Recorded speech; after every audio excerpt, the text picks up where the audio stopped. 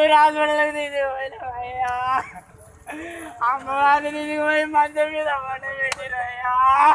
అయ్యా డాక్టర్ వచ్చిందయ్యా.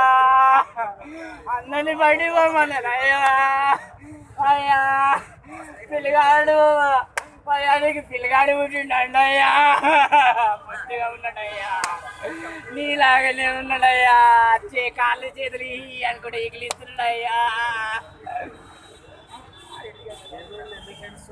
ఏంది యాక్టింగ్ యాక్టింగ్ తెలియదా మీకు? నిన్నేం చెప్పినావు? మీ మామ కాలు నిన్నంటే ఏడ్చుకుంటూ చెప్పమని చెప్పినావు కదా, అందుకనే ఇవాళ వచ్చి ఏడ్చుకుంటూ చెప్తున్నా. బ్రో ఇది యాక్టింగా? ఓరే బాబోయ్, నేను నిజం అనుకున్నా.